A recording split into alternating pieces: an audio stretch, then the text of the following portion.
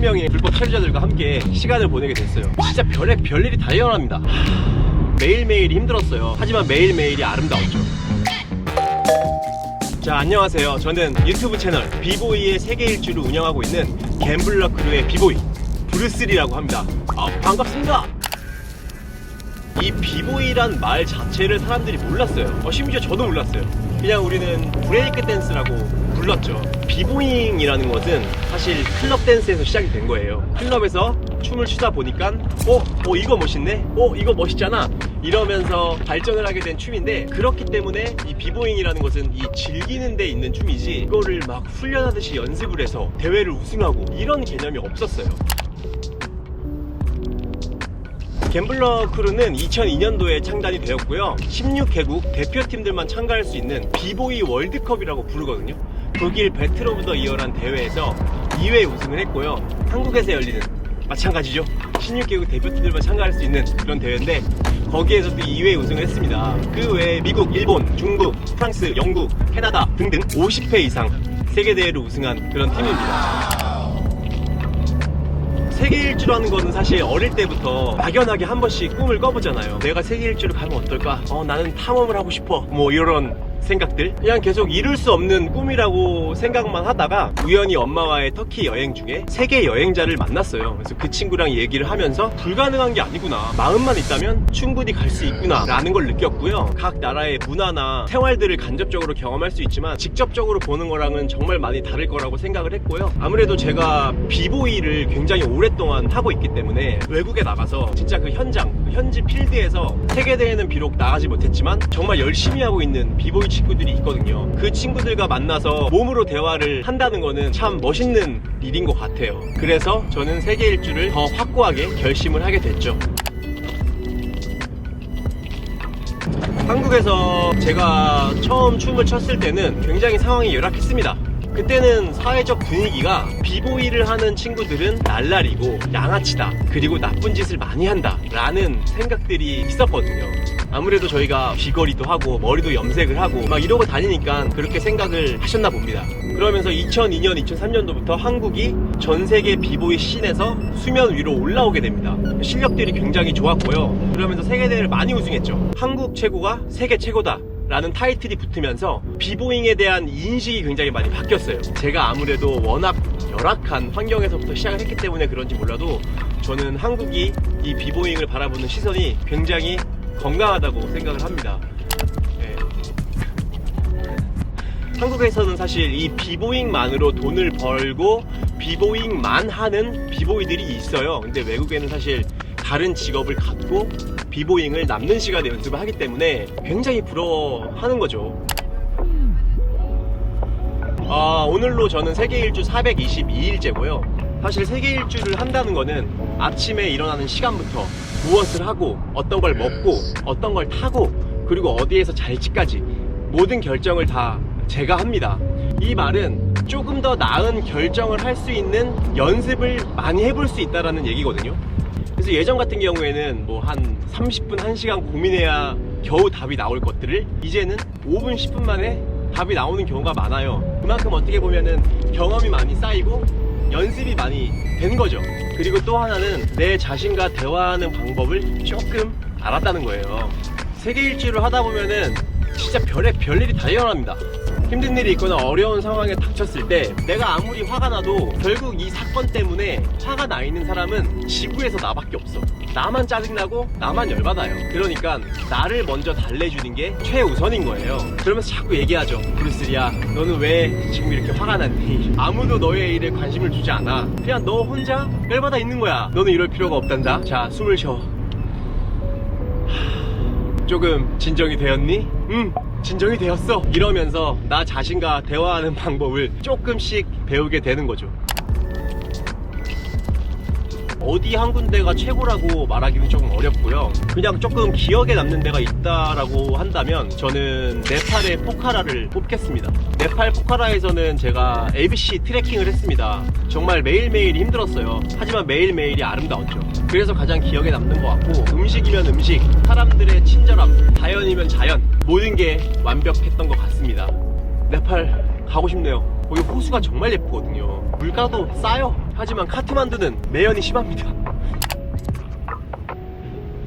우크라이나에 갔을 때 10살도 안 되는 친구들이 춤을 너무 멋있게 추는 거예요. 그러니까 저는 충격을 받았던 게, 이게 그냥 기술만 잘하는 거는 할 수 있을 것 같아요. 이런 거는 좀 이해가 되는데, 어린 친구들이 머리를 써가지고 새로운 연결을 만들어낸다든지, 아니면 성인들도 내기 힘든 그 맛이라고 하죠, 플레이버를 막 내는 거예요. 멋있게, 굉장히 멋있게. 근데 그런 거는 사실 연륜이 조금 필요한 부분이거든요. 10년 후가 17, 18입니다.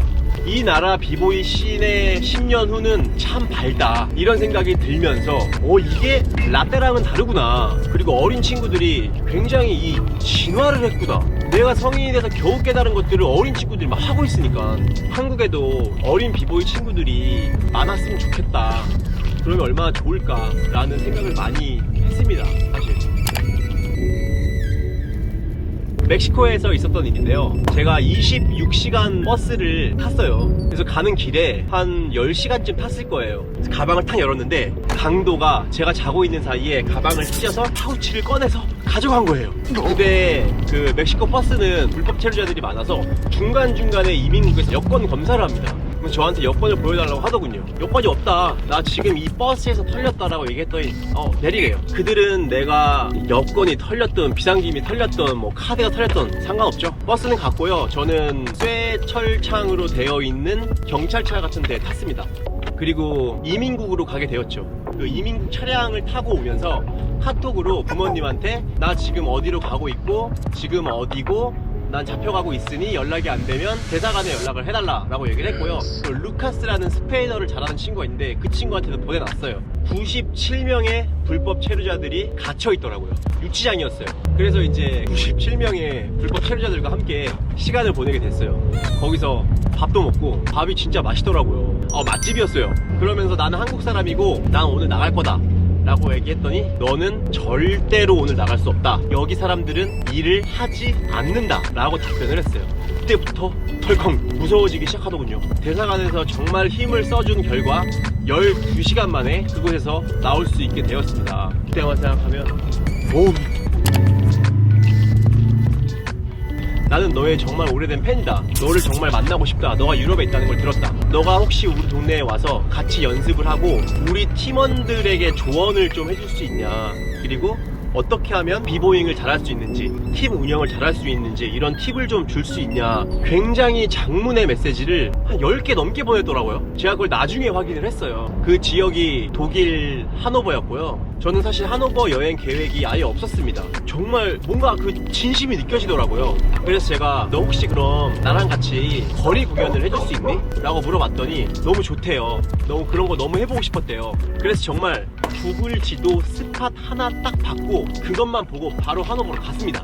그 친구가 저를 보자마자 너무 좋아하더라고요. 그러면서 이제 그 친구 연습실에서 한 일주일가량을 묵었죠. 같이 연습도 하고 공연도 만들고 정말 많은 얘기도 하고, 친구들이 다 집이 있음에도 불구하고 저랑 같이 잔다고 연습실에서 자더라고요.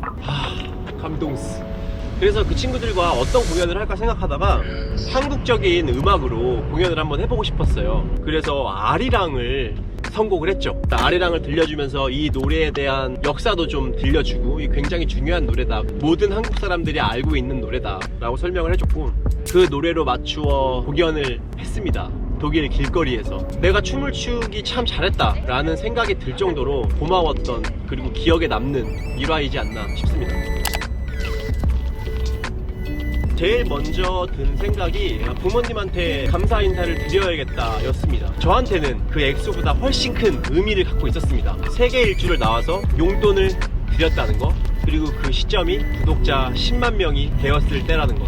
저희 부모님한테 이벤트를 했지만 많은 구독자분들이 잘했다고 얘기를 해주셔가지고 너무 감사했고요. 그리고 정말 따로 구독자분들을 위한 이벤트도 많이 하려고 생각 중입니다. 너무 감사하죠. 너무 감사합니다. 정말 감사하단 말밖에 할 말이 없어요. 저는 올해 한국으로 돌아갑니다. 이제 약 한 달 정도 남았고요. 한국으로 돌아가서는 유튜브를 더 열심히 한번 해볼 생각이에요. 그리고 한국에 정말 많은 예술가들이 있습니다. 근데 무대에 서지 못한 친구들도 굉장히 많아요. 하지만 정말 그 자리에서 열심히 하고 있는 예술가들이 많거든요. 그래서 한국에 돌아가서는 조금 그런 친구들과 같이 협업을 해서 외국 길거리 공연을 하러 다닌다든지 국내에서 그런 공연들을 해본다든지, 사실 비보잉이 어렵다, 위험하다, 키 안 큰다, 뭐 그런 인식, 편견들이 많은데요. 그런 것들을 한번 깨보고 싶습니다. 그래서 비보잉은 재밌고 쉽고 저들만의 문화가 아닌 우리들의 문화라고 생각할 수 있게끔 만들어 보는 게 저의 목표입니다. 여러분들 끝으로 유튜브에 비보이의 세계 일주 검색 한번 해주시고요. 영상 보고 이놈 괜찮네, 재밌네 라고 생각하시면 좋아요, 알람 설정 부탁드리겠습니다. 감사합니다. 브루스리였습니다. 피스 아웃.